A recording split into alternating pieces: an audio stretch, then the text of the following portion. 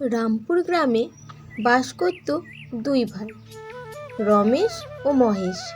রমেশ ছিল খুব বদমেজাজি আর মহেশ ছিল অত্যন্ত সরল ও সৎ। হঠাৎ একদিন তাদের মধ্যে ঝামেলা শুরু হলো। দেখ মহেশ, ওই উত্তরের জমিটা আমার। আজকের পর থেকে আর ওই উত্তরের জমিতে পা রাখবি না। এমন করে কেন বলছেন দাদা? আপনি তো সবই জানেন। ওই জমিটুকুই আমাদের সম্বল। জমির ফসল তুলে নিয়ে এসে বিক্রি করে তবেই তো আমাদের সংসার চলে। এমন করবেন না দাদা, জমিটা আমাদের কাছ থেকে কেড়ে নেবেন না। জমি নেবে? ওই জমি আজ থেকে আমাদের। ওই জমির ফসলে তোরা আজ থেকে হাত দিবি না, তাতে তোদের সংসার চলুক বা না চলুক। দক্ষিণের জমি তো খরা, আর ওখানে ভালো ফসলও হয় না।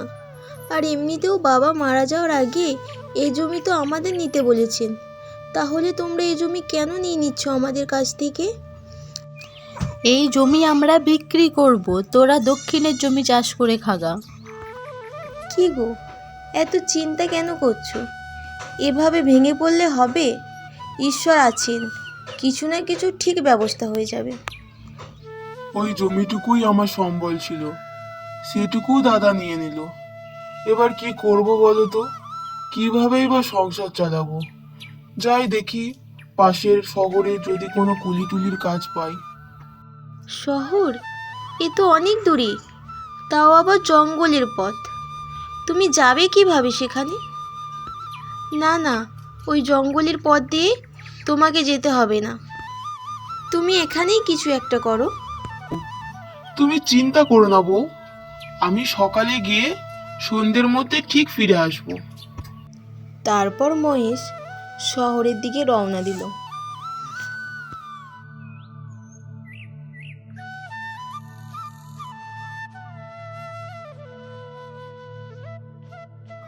হাঁটতে হাঁটতে মহেশ ক্লান্ত হয়ে পড়ে। তাই সে ঠিক করলো এই গাছের নিচে একটু বিশ্রাম করবে।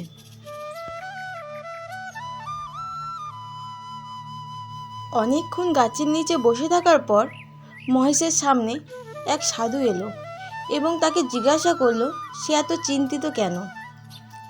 মহেশ সাধুকে সব কথা খুলে বলল। তারপর সাধু তাকে একটি ড্রাগন ফল দিল আর তাকে বলল এই ফলটা যেন তার জমিতে পুঁতে দেয়। সাধুর কথা মতো পরের দিন সকালে সে তার জমিতে ফলটা পুঁতে দিল।